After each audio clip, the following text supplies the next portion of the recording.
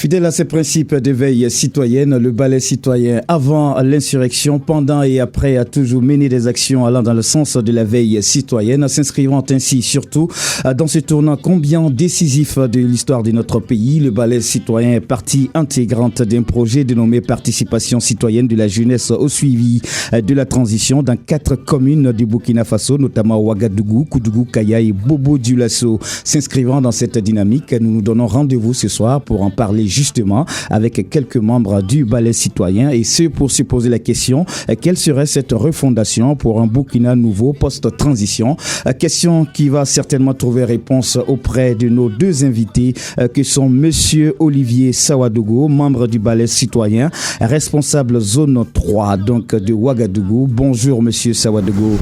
Et bonjour monsieur Nana. Devrais-je plutôt dire bonsoir.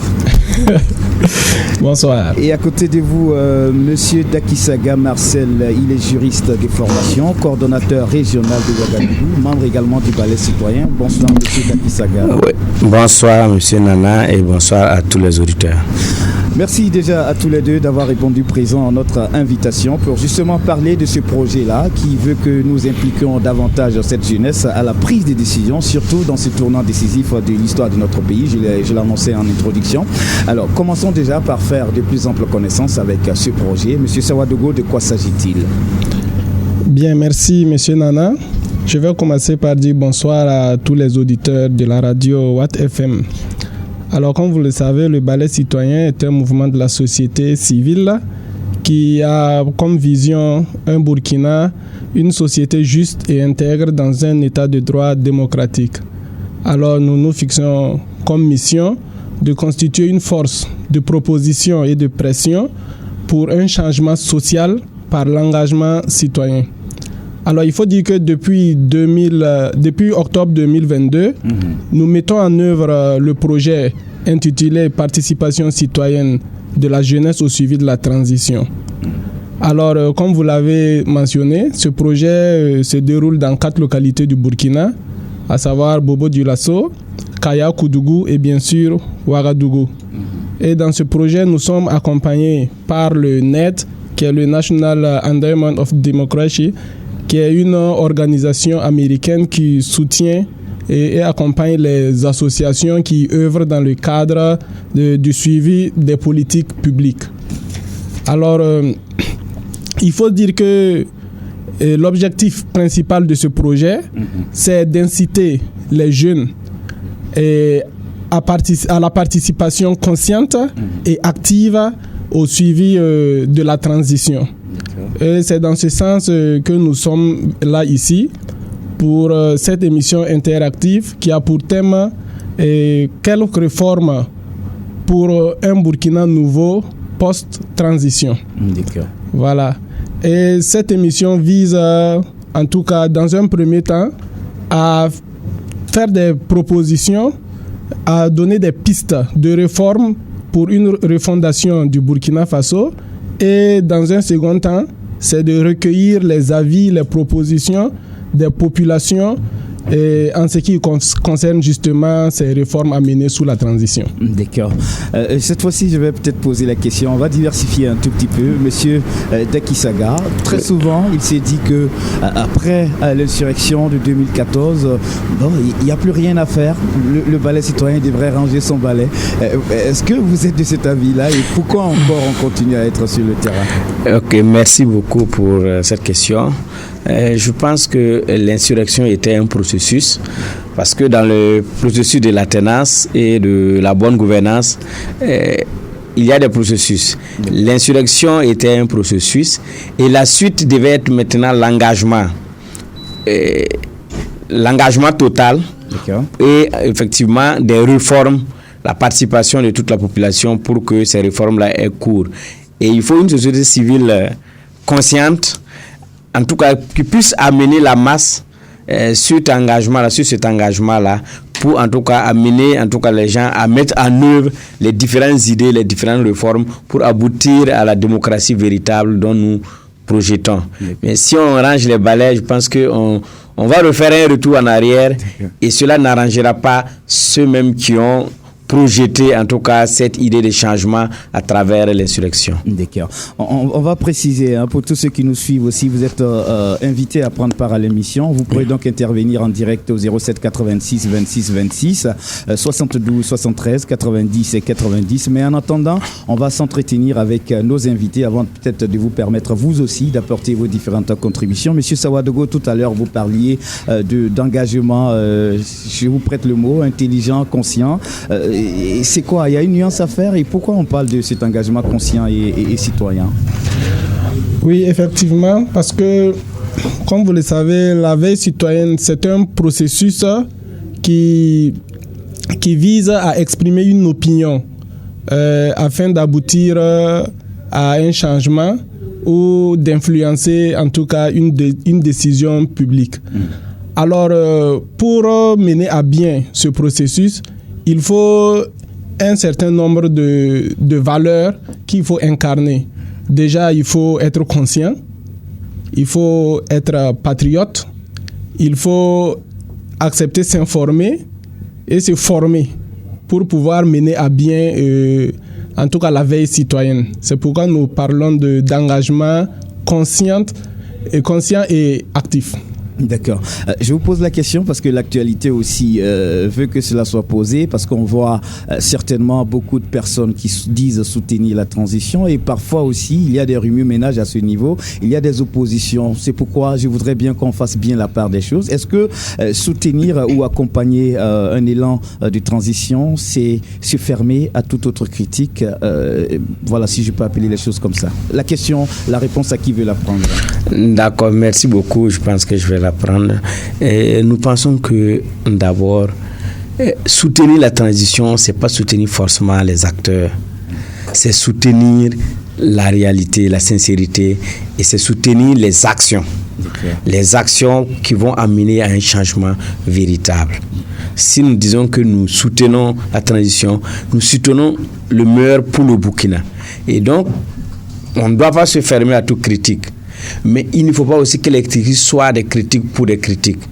Parce que nous devons être capables, en tant que Burkinabés, de mener des critiques constructives.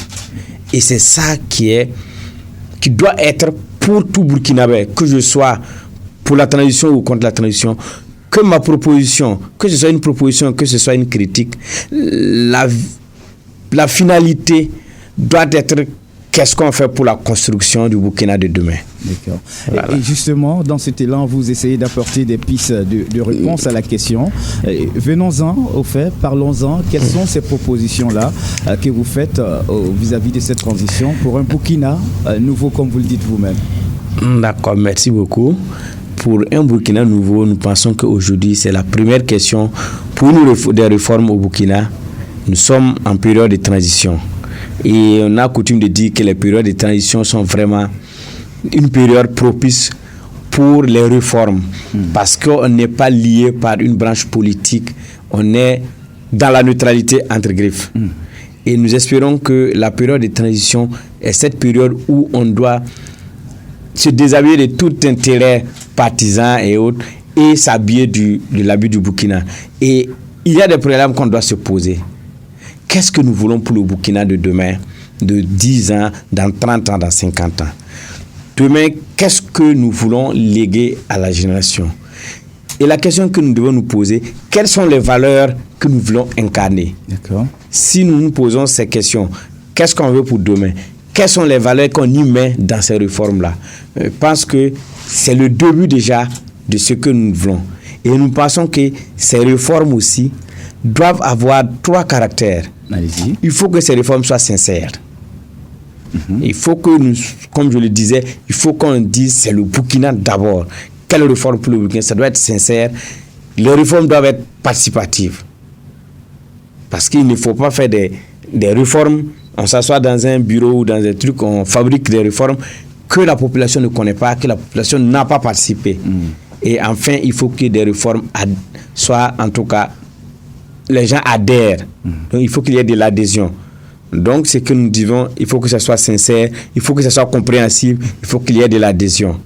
Pour que demain, nous puissions, en tout cas, dire, sous la transition, nous avons fait. Et nous avons dit qu'il faut partir de ce qui est existant pour le Burkina Faso. Parce que quand vous prenez le collège des sages, il y a les propositions du collège des sages qui est là. Il y a sous la transition de 2015, il y a eu la commission des réformes politiques qui ont pondu un bon document. Il y a eu même l'Assemblée nationale qui a pondu beaucoup de réformes sous la transition. Nous pouvons, à partir de ce qui existe déjà, voir quelles sont les insuffisances. C'est-à-dire qu'on rassemble les acquis et nous regardons à partir des acquis quelles sont les insuffisances que nous faisons partie maintenant de ces documents. Et je pense que la première réforme qu'on devait faire, que la transition doit faire, c'est la Constitution. D'accord. C'est vrai qu'en 2015, que ce soit la Commission des réformes a produit en tout cas un projet de Constitution. Et l'Assemblée nationale a produit un projet de Constitution. Je pense qu'en 2016-2017, le régime qui a suivi a produit un projet de Constitution. Comme je le disais, on ne parle pas du néant. Il y a toute cette documentation qui peut nous servir. Mais nous devons intégrer les valeurs culturelles que nous voulons. D'accord. Ça, c'est la première des grandes réformes parce que on n'a pas dit que la Constitution qui n'est pas là n'est pas bonne. Mais si à chaque fois on est toujours dans une perpétuelle transition, c'est qu'il y a des choses à compléter pour parfaire notre arsenal juridique principal. D'accord. Et la deuxième des choses, c'est tous les secteurs aujourd'hui ont besoin de réformes. Quand vous prenez par exemple sous la transition de 2015, je reviens encore, presque tous les secteurs ont connu en tout cas des réformes. Aujourd'hui, l'éducation. La deuxième plus grande réforme que nous devons entamer, en tout cas pour un Burkina post-transition, c'est au niveau de l'éducation. Il faut qu'on arrive à un niveau où on dise quelles sont les valeurs culturelles que nous voulons pour les enfants dans 10 ans, dans 30 ans, il faut les apprendre aujourd'hui. Et donc, il y a une réforme majeure à faire au niveau de l'éducation. D'accord. Nous pouvons dire que la deuxième, c'est la souveraineté tant chantée. Donc, il faut qu'on la troisième alors. Voilà la troisième maintenant, tant chantée. C'est les réformes, en tout cas, c'est la nationalisation de certains secteurs jugés vitaux pour nous. La télécommunication, par exemple, l'énergie, par exemple. Nous pensons que même si on ne peut pas nationaliser tous les secteurs, au moins s'il y a des secteurs clés sur lesquels nous devons quand même nous targuer de dire, nous sommes fiers de dire que dans ce domaine-là, ça nous appartient et ça nous chose. La quatrième, je ne vais pas monopoliser la parole, peut-être la quatrième, c'est les réformes politiques. Là-bas, il faut revoir les tests régissant les partis politiques et les OSC. Je n'ai rien contre les OSC, je n'ai rien contre les partis politiques. De toute façon, vous en êtes une. Hein? Oui, mais je pense qu'à un certain moment, il faut regarder, il faut durcir certains trucs pour ne pas que tout le monde se lève un petit matin avec un sac. Il est politicien, il est président des partis politiques et autres. Et finalement, ça amiette. La loi dit qu'on interdit en tout cas tout parti politique régionaliste et autres. Mais moi, je pense que la loi doit aller jusqu'au bout. Et les tests disent que vous devez avoir une représentation des partis politiques dans tous les 45 provinces ou dans les 13 régions. Moi, aujourd'hui, je pense qu'il serait bien qu'on prenne un test. Si tu es un parti politique qui n'est pas capable de présenter 45 listes, tu n'as pas le droit d'exister. Est-ce que ce n'est pas aussi aller contre la démocratie? Parce que certains citent l'exemple de certains pays, dont la France, où on a une multitude de partis politiques aussi. Non, je ne suis pas contre la multiplicité. D'accord. J'ai dit de revoir les tests pour que... J'ai pris l'exemple d'un parti qui ne peut pas se présenter dans les 45 provinces. D'accord. Non, c'est un parti régionaliste. Si tu es dans 3 provinces sur 45, tu n'as même pas la moitié. Ils peuvent être nombreux, mais être capables de sensibiliser, de prendre tout en compte. D'accord. Et les OSC aussi, vous voyez, ça pullule partout, ça sème un peu de désordre. Car à un certain moment, on ne sait plus qui écouter, qui n'est pas écouté. Je n'ai pas dit d'interdire, mais j'ai dit de revoir les tests pour mieux encadrer, pour qu'on ait de la qualité. Parce que la quantité, oui, mais il faut qu'on ait de la qualité si on veut construire le Burkina Faso. La qualité, elle aussi, ne relève-t-elle pas parfois aussi de la responsabilité et la citoyenneté de certains acteurs? Parce que même un esprit, si on n'est pas responsable, même on peut respecter, on peut remplir toutes les conditions et si le terrain fait autre chose que ce que voudra que les OSC fassent. Oui, vous avez parfaitement raison dans une certaine mesure, mais je pense que quand il y a la quantité, quand c'est trop, je me demande aujourd'hui si on demande au ministère de la Liberté publique, parce qu'en 2000, je pense que chaque 3 ans, il faisait un répertoire où vous revenez pour actualiser, de poser un dossier pour voir si, est-ce qu'aujourd'hui, on est capable même de faire ce briefing-là pour voir quels sont les OSC, parce que chacun se lève un matin et devient OSC. C'est même pas sûr que si on dit de déposer les dossiers, si c'est pas régularisé, c'est pas évident. Et je pense que effectivement il y a ce laisser aller aussi, parce qu'il faut encadrer, il faut suivre. Et je n'ai pas terminé. La lutte, la réforme qu'on doit mettre après tout cela, il faut la lutte contre la corruption dans toutes ses formes. Je peux parler d'audit, on peut bien auditer, on peut bien, mais c'est qui est déjà gâté là. On va écrire pour dire telle personne a détourné comme ça, ou bien telle personne, tel secteur est corrompu, tout. Tant que on ne va pas mettre un mécanisme d'abord même qui empêche. C'est-à-dire il faut un mécanisme qui empêche déjà que l'infraction soit commise. Parce que lorsqu'on vient sanctionner, par exemple, quelqu'un qui a détourné 500 millions, vous l'enfermez, vous le faites sortir. C'est pas évident que l'État pourra rentrer dans les 500 millions là pour en tout cas le bonheur de la population.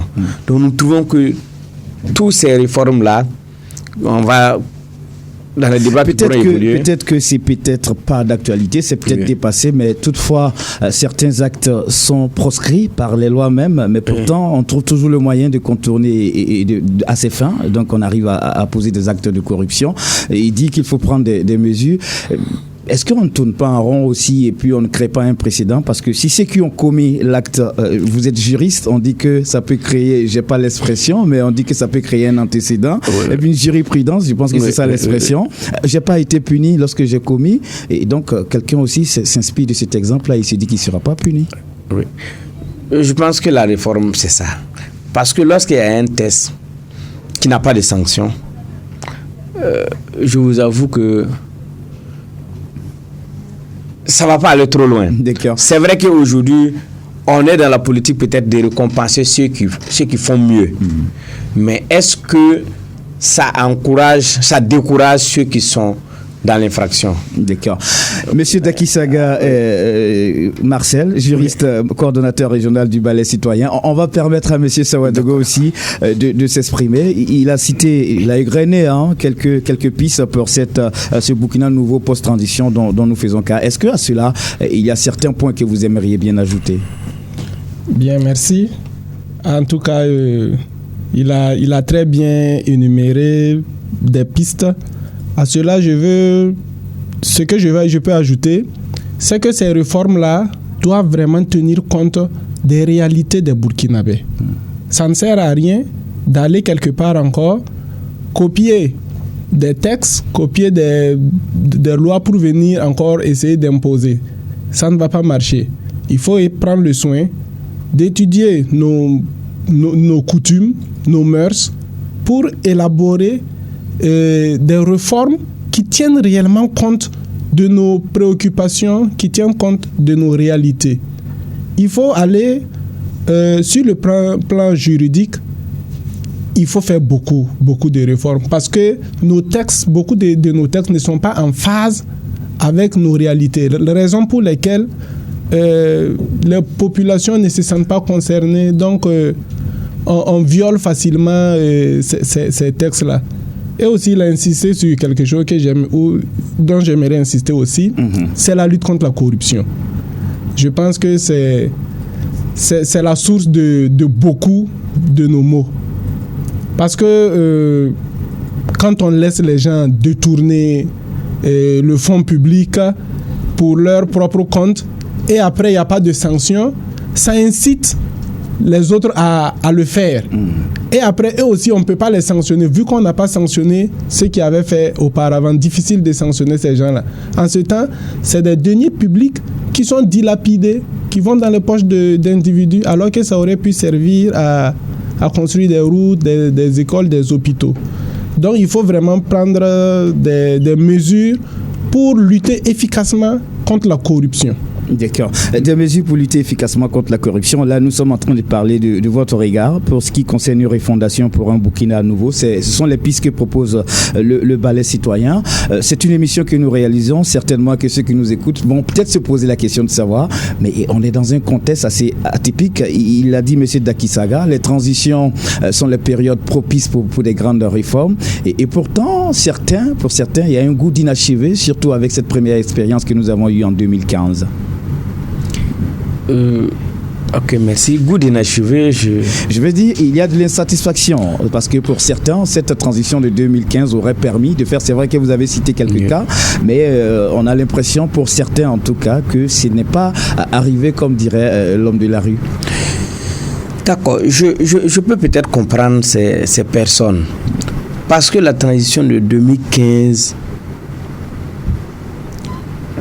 elle avait une dose, une coloration, parce que je ne vais pas dire d'exclusivité, parce qu'effectivement, quand vous allez prendre, il y a des gens qui ne se sentaient pas concernés. Il y a des gens tels que ceux qui ont dirigé le pays jusqu'à l'insurrection, qui se sont sentis comme écartés, qui ne se sont pas sentis concernés.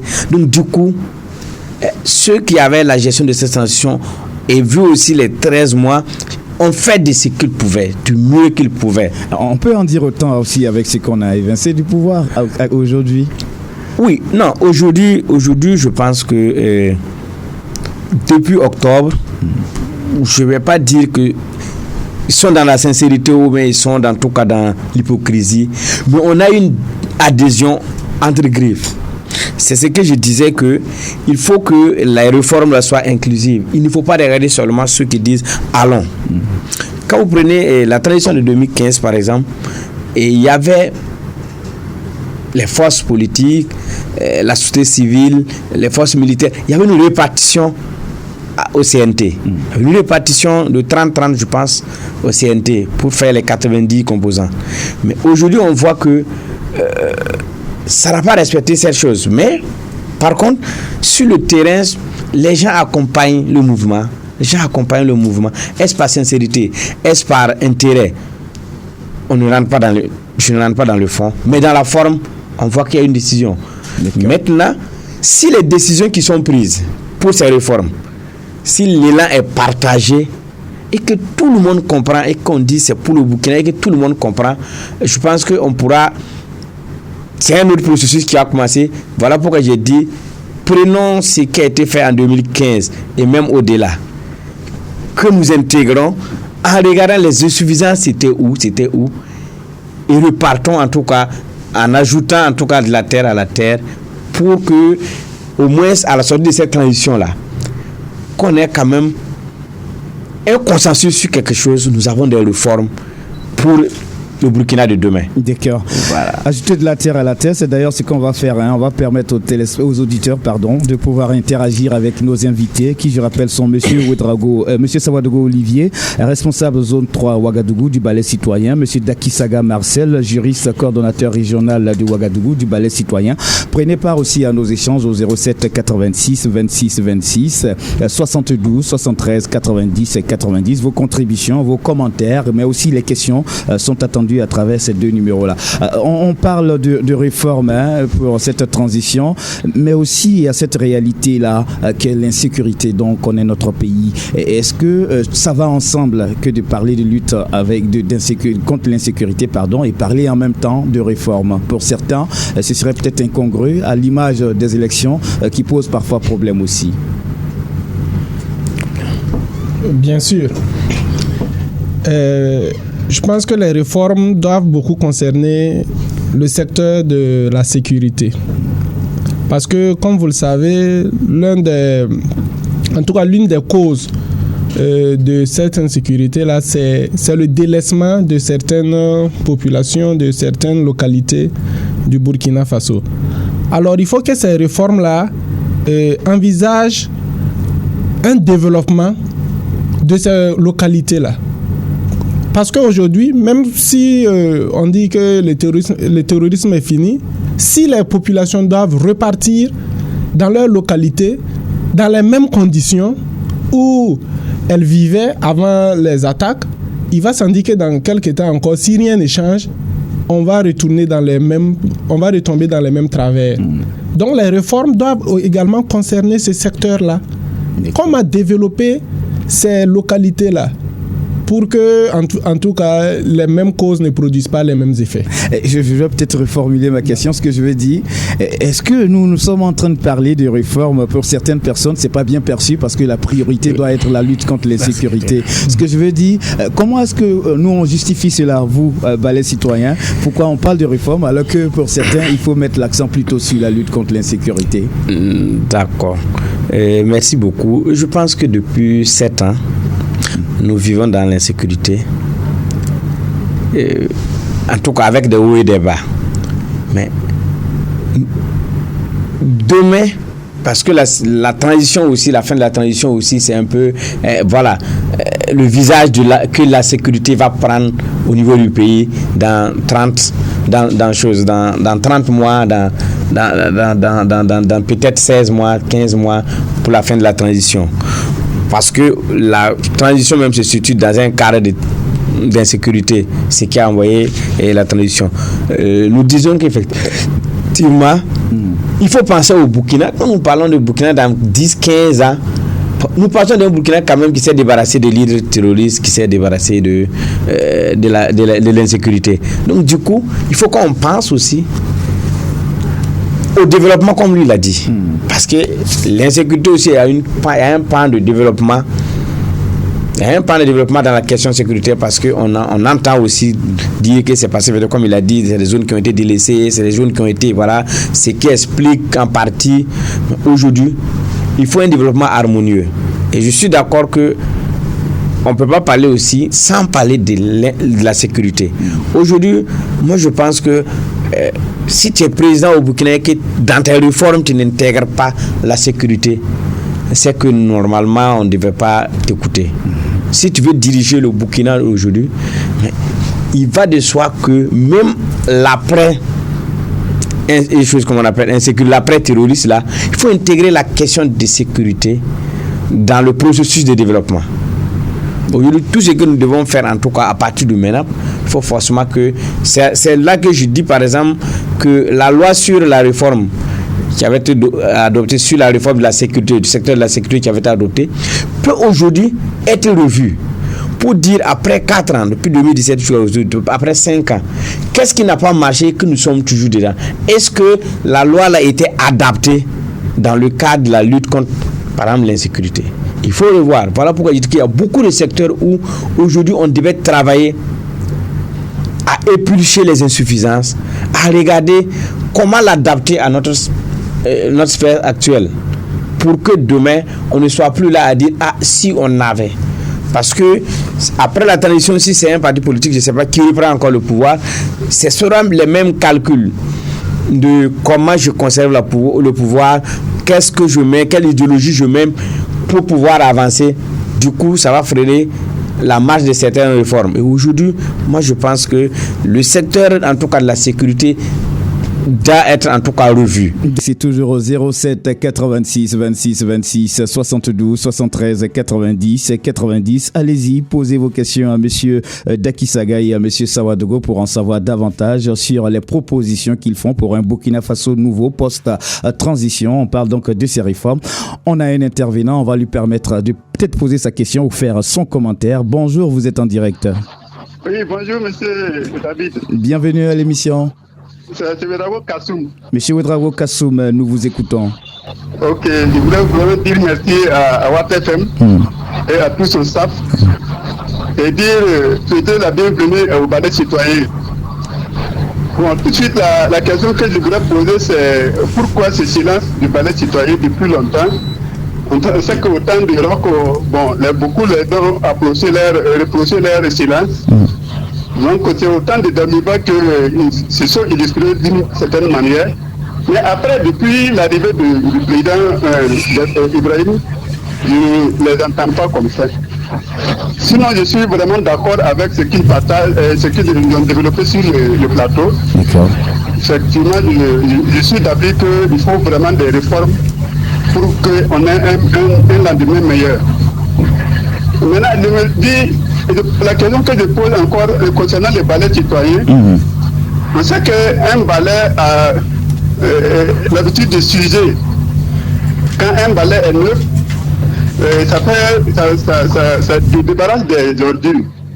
Mais est-ce que le temps qui a usé le balai citoyen à tel point que bon, maintenant ils ne se sentent pas concernés par la situation?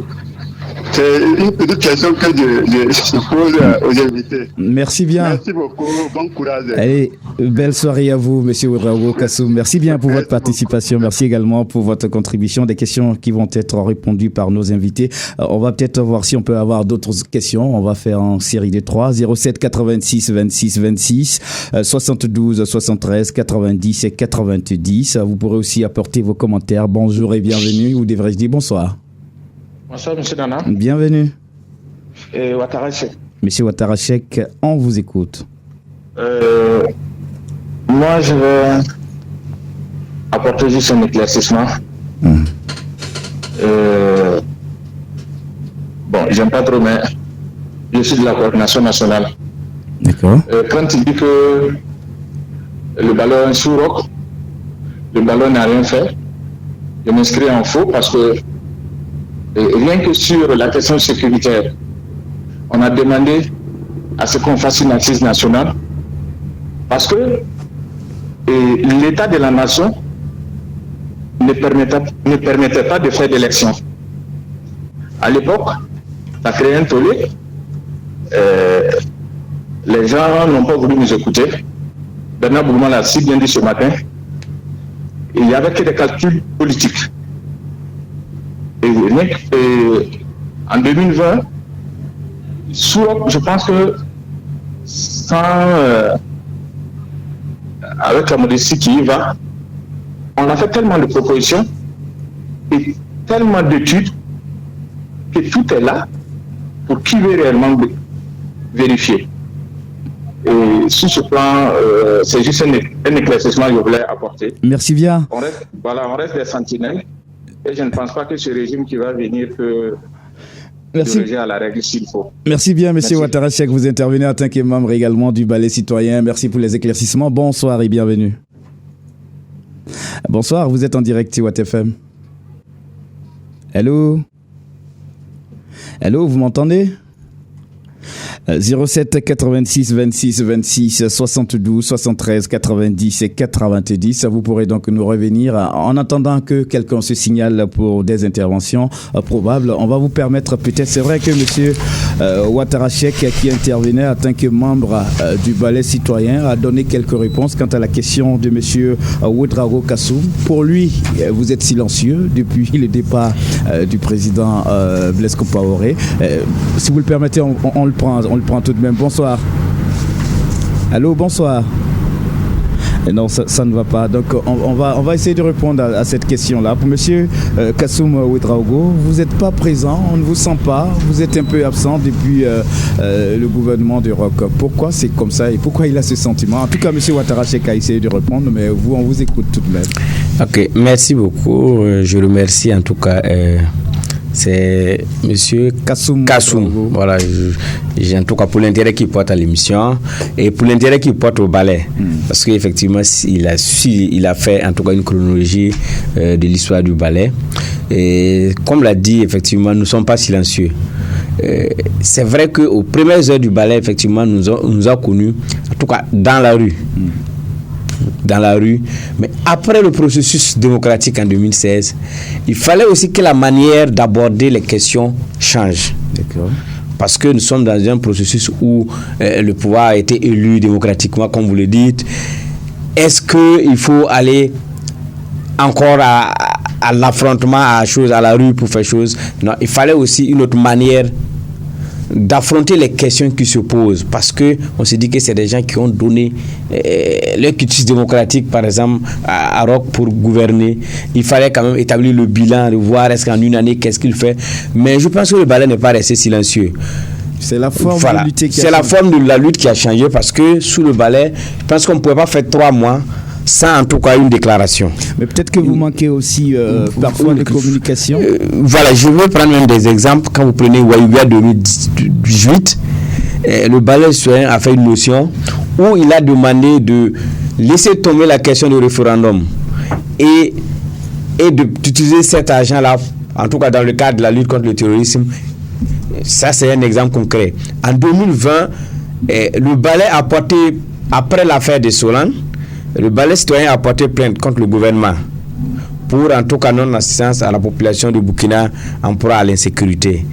Je pense qu'à chaque fois que le besoin se sent sentir, le balai organise en tout cas, soit une conférence de presse, soit une déclaration. Je pense que récemment, même la dernière déclaration date, en tout cas, d'il y a une semaine sur les événements de Karma. Donc, dire que le balai est resté silencieux, peut-être que c'est sa manière, sa perception de la lutte qu'il voulait du balai. Peut-être s'il avait voulu que le balai soit toujours dans la rue, et qu'à un certain moment, le balai a vu que il faut partager peut-être les idées pour que, en tout cas, tous les acteurs puissent comprendre la portée du problème, parce qu'effectivement, souvent, quand on est dans la rue, on tape celui de Waïouya ou de Koudougou, va entendre que le balai était dans la rue. Peut-être même si on ne s'assoit pas pour l'expliquer, va dire celui-là, c'est les et pourtant, moi je titille, ça me connaît, moi, les questions qui titillent. On l'a vu aussi avant la chute du pouvoir de M. Roch Christian Kaboré. Certaines voix s'élevaient, c'est peut-être pas vous, mais pour certains, il y avait déjà les prémices d'une mauvaise gestion. Vous avez cité le cas de Solan où il y avait une grande déception. Est-ce qu'à ce moment-là, il ne fallait pas durcir un tout petit peu le ton et se mettre dans ses léquets, comme vous avez l'habitude de le dire? Oui, c'est ce que j'ai pris un exemple après Solan. Lorsque nous sommes allés pour déposer la plainte, ce n'est pas 2 personnes qui sont allées déposer. Parce que tout le mouvement s'est déporté à la justice militaire pour déposer en tout cas la plainte auprès du gouvernement et du procureur militaire. Et après cela, je pense que à tout jour de l'histoire, à tout le carrefour de l'histoire du Burkina, en tout cas, on a trouvé le balai à côté. Nous ne sommes pas restés, en tout cas, mais à un certain moment, au début de la transition d'Amiba, le balai a produit un document de proposition. Si vous le permettez, je pense qu'il y a un auditeur en ligne. Okay. Est-ce que vous m'entendez? Bonsoir. Allô, bonsoir. 07 86 26 26 72 73 90 90. Malheureusement, un cher auditeur ou auditrice, on ne vous entend pas. Peut-être qu'il faut essayer sur l'autre ligne. On en a 2, le 07 86 26 26. Si ça ne passe pas, essayez plutôt sur le 72 73 90 et 90. On va poursuivre, monsieur Dakisaga. Et la première, deuxième exemple, la première mise en liberté provisoire de Djibril Vassolé. Mais le balai a été sur le terrain. Nous avons fait le sitting à partir de minuit jusqu'au lendemain et c'était un acte qu'on a, c'est pas une déclaration, c'est un acte qu'on a posé. Le balai était dans la rue pour dire si vous libérez en tout cas Djibril Vassolé, c'est qu'il faut libérer tous les autres, parce que il n'y a pas d'impunité pour d'autres et en tout cas des sanctions pour d'autres. D'accord. Et vous répondez à la question, hein, vous êtes présent, seulement c'est les manières, les formes de lutte qui changent.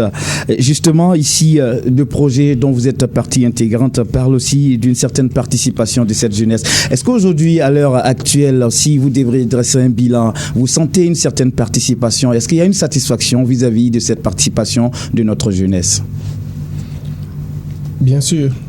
Parce qu'il faut dire que nous ne sommes pas à notre première de mettre en œuvre un projet pour la participation de la jeunesse.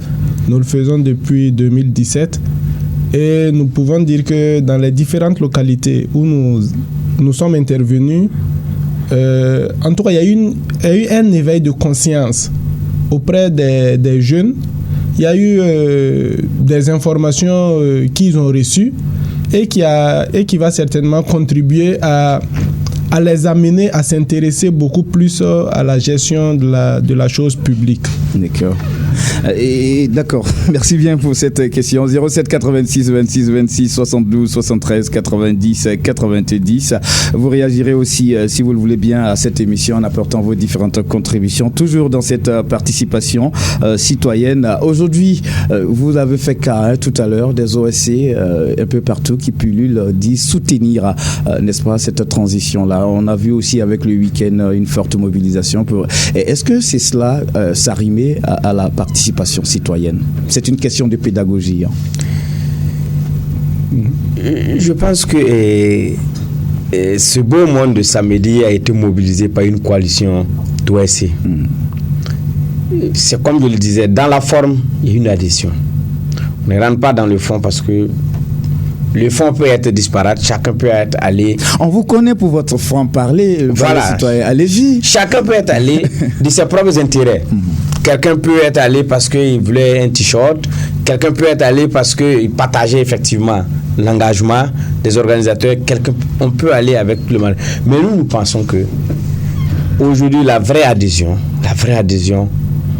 c'est pas forcément remplir la place de la nation, parce qu'on a vu sur Rock, les gens ont rempli les stades et Rock a été élu à 60%, mais ça n'a pas empêché la situation de continuer, et ça n'a pas empêché un jour, en tout cas un 22 janvier ou un 23 janvier d'arriver, on ne le souhaite plus.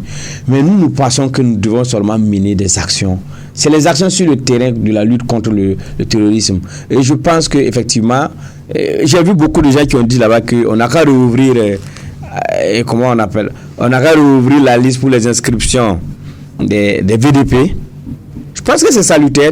Si en tout cas les autorités ont écouté, que les metteurs en œuvre des politiques publiques ont écouté, je pense qu'on devrait rouvrir effectivement pour que ces jeunes-là qui ont tapé la poitrine pour dire voilà, nous sommes sur le terrain parce que nous soutenons et que nous voulons que, en tout cas, aller sur le terrain là, qu'ils puissent effectivement réaliser ce rêve-là, parce que si, en tout cas, en créant les VDP, ça peut aider à éradiquer.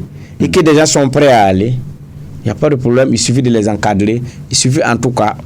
Parce que être VDP, c'est pas seulement forcément l'enrôler sur le terrain pour attraper la carache. On a M. Ouattarachek en méditant qui voulait intervenir, mais là on l'a perdu. M. Ouattarachek, si vous nous écoutez, vous pourrez donc revenir au 07 86 26 26 72 73 90 et 90. 13 minutes avant la fin de ce rendez-vous, ça passe tellement vite et j'avoue qu'on prend du plaisir à vous écouter aussi, vous donnez vos différents points de vue. Bonsoir et bienvenue.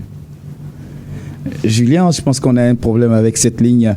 Essayez plutôt, si vous m'entendez depuis votre poste récepteur, faites plutôt le 07 86 26 26. Je pense que ce serait nettement mieux sur cette ligne-là, 07 86 26 26. Vous pourrez donc participer, commentaires et puis également questions à nos invités. Rappelons-le, le ballet citoyen que nous recevons dans le cadre de ce large projet-là, qui tente à mobiliser cette jeunesse pour une participation à la veille citoyenne, surtout pour cette transition. Monsieur Ouattarachek, bonsoir. Bonsoir, monsieur Nana. Vous êtes en direct. Toujours par rapport à votre question, c'est pas la première fois que le ballet organise avec la jeunesse ce genre d'activité. Et même si il y a eu des trucs concernant l'action parlementaire, les gens en parlaient. Et parlant des actes du ballet, comme l'a dit Takisada, c'est la forme de lutte qui a changé. Et les gens veulent toujours voir le ballet dans les rues. Oui, c'est vrai, ça peut se faire. Mais sur beaucoup d'actions, dans les provinces comme dans la zone de Ouéguia et la zone de Samba, la zone de l'Est, on a la zone de Kaya. Est-ce que quelque part aussi, vous auriez dû être le troisième invité, ça aurait fait simplement. Est-ce que quelque part aussi, les gens se disent pas, parce que, comme vous l'avez dit, moi j'emprunte votre expression avec une certaine modestie, on a vu un peu les fruits que ça portait aussi lorsque vous étiez dans les rues. Est-ce que c'est pas ça aussi que les gens veulent voir, parce que on a l'impression parfois que l'autorité a l'oreille sourde quand on procède par la méthodologie de plaidoyer avec souplesse? La question au Néa, les gens ne se posent pas la question à savoir qu'est-ce qui s'est passé. Le palais, je pense que ma série était, on allait échanger avec les directeurs et puis ces chefs de service. L'appel de Kaya, le palais y était. Il y a des actes qu'on a posés. On a été gazé avec Bassolman, l'actuel ministre. Mais les gens n'en parlent pas. On est un peu sélectif dans la manière de faire. Oui, on ne peut pas être parfait, mais par moment, quand on dit que vous êtes absent, vous posez des questions. La lutte a plusieurs formes. Et c'est ce qu'il faut que les gens intègrent. Mais, comme je l'ai toujours dit au Burkina, aussi, bon, il faut forcer les gens à faire le boulot. Et là aussi, bon, par moment, c'est possible qu'on n'a pas été présent. D'accord. Mais dans toutes les luttes, on y était. On va, merci bien, Monsieur Ouattara Cheikh. Merci pour votre contribution, merci pour votre participation. Monsieur Sawadogo, vous voudrez ajouter quelque chose? Allez-y. Oui, en fait, je veux inviter tous ceux qui se posent des questions sur les actions du palais citoyen. Attendez, on va prendre quelqu'un parce que on va leur faire la priorité. Okay. Hein, on n'a plus beaucoup de temps. Bonsoir, oui, bienvenue à l'émission. Merci, moi c'est Sommet Parfait. Sommet Parfait. Pasteur, d'accord, allez-y. Ok. Voilà, juste pour dire que je ne suis pas d'accord avec. Je ne l'ai pas écouté clairement, mais je ne partage pas son point de vue. Monsieur? Voilà, parce qu'aujourd'hui. Vous ne partagez pas le point de vue de quel des intervenants? Le feu de balai citoyen. D'accord. Moi-même, je suis un sympathisant. Je n'ai jamais été un militant de balai citoyen. Je suis un sympathisant, même ça aujourd'hui. Et c'est à cause de grâce aux luttes des balais citoyens, de par le passé, qu'aujourd'hui, moi, je suis un militant d'une organisation politique. Je suis membre. Voilà. Maintenant, moi je pense qu'aujourd'hui, nous devons en tout cas venir et il faut faire ce que nous faisons là, pour la mobilisation permanente, pour intimider le temps d'attaque. Et on va être d'accord, hein, sur lequel des points exactement vous n'êtes pas d'accord avec lui? Lorsqu'il dit que lui pense que le soutien là n'est pas forcément remplir la place de la nation. Il faut faire des actes. Parmi ceux qui sont mobilisés là, la plupart sont inscrits. La plupart sont inscrits comme VDP. C'est de mon devoir aussi, c'est de mon devoir en tant que modérateur de parfois remettre les pendules à l'heure. Je pense qu'il n'a pas exclu la mobilisation. Il a dit qu'il n'y a pas que ça. Donc c'est dit que c'est l'une des possibilités parmi. Mais nous faisons aussi d'autres propositions. Nous menons des actions. Allez-y. Oui, nous faisons des propositions que ça soit individuel ou bien collectif. Nous faisons des propositions. D'accord. Okay. Merci bien. Allez, merci bien, Monsieur Sommet Pasteur. Merci pour votre fidélité au programme de Watt FM et merci également pour votre participation à l'émission. C'est toujours dommage, les émissions, c'est enfin qu'on a beaucoup plus d'interventions. Le téléphone qui continue de crépiter, mais ce serait injuste de ne pas vous laisser réagir face à ce qui a été dit vous concernant, notamment à travers cette intervention. La parole à qui veut la prendre. Ok, merci beaucoup. Je remercie Monsieur Sommet. Parce que toutes les actions, c'est l'intérêt qui amène la personne à réagir, qu'il soit d'accord ou pas, c'est d'abord l'intérêt qu'il a apporté à ce que j'ai dit là. Comme vous l'avez dit, effectivement, je n'ai pas dit que la mobilisation n'y est pas pour chose. Je n'ai pas dit que tous ceux qui étaient à la place de la nation aussi ne sont pas comment on appelle, enrôlés. Parce que j'ai vu des gens qui ont dit qu'eux, ils veulent qu'on ouvre la liste pour qu'ils s'enrôlent.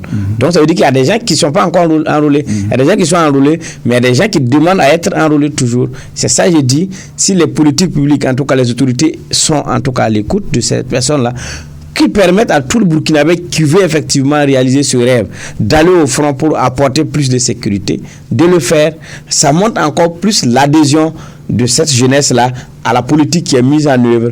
Maintenant, je dis, en plus de cette politique sécuritaire qu'on doit regarder et que effectivement on doit suivre de près parce qu'il ne suffit pas aussi d'enrôler les gens qui vont aller s'aimer peut-être du désordre ajouté. Parce que même dans cet enrôlement, il faut aussi encadrer pour que, en tout cas, ils n'ont pas reçu cette formation de 2-3 ans comme les militaires. Ils ne sont pas rompus à l'art en tout cas de la guerre et à l'art de cette lutte-là, qu'on puisse les encadrer pour qu'ils ne puissent pas être un danger, mais qu'ils puissent être vraiment des supplétifs. D'accord.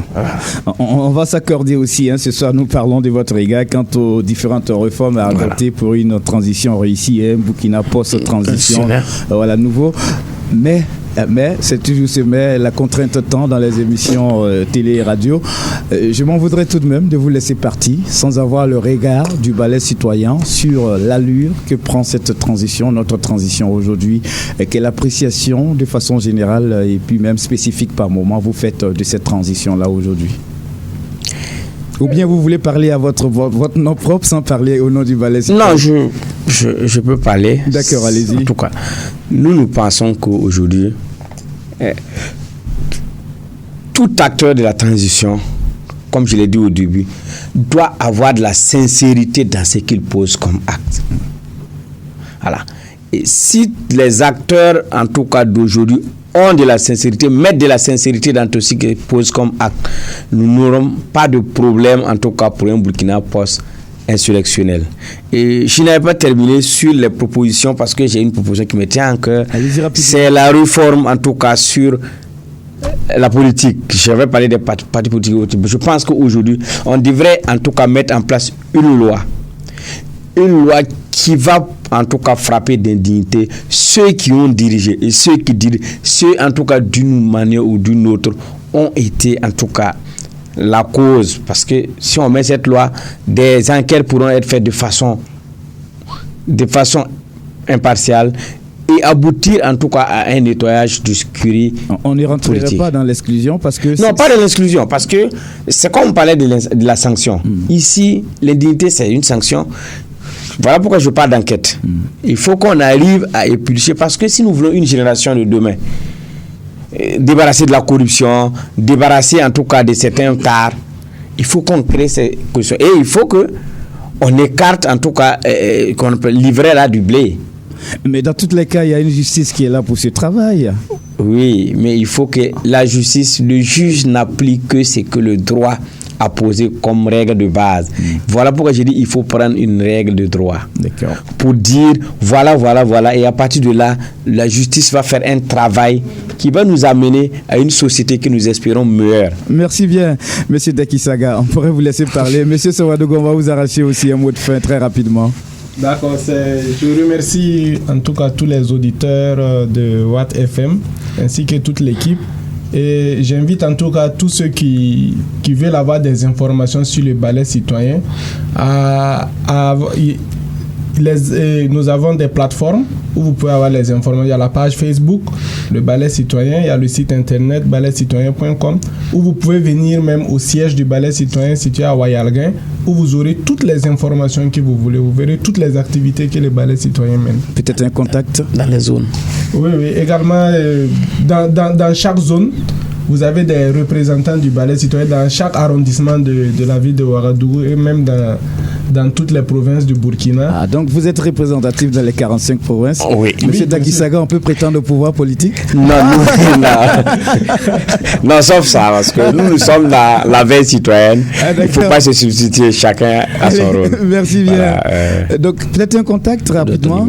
Oui, d'accord. Alors vous pouvez contacter au 75 56 22 75 56 22 22 37 22 37 ouais. 75 56 22 37 ou le 60, vous prenez un deuxième numéro 70 76 61 64 voilà, on peut prolonger l'émission à travers ces différents contacts. En tout cas, merci à vous.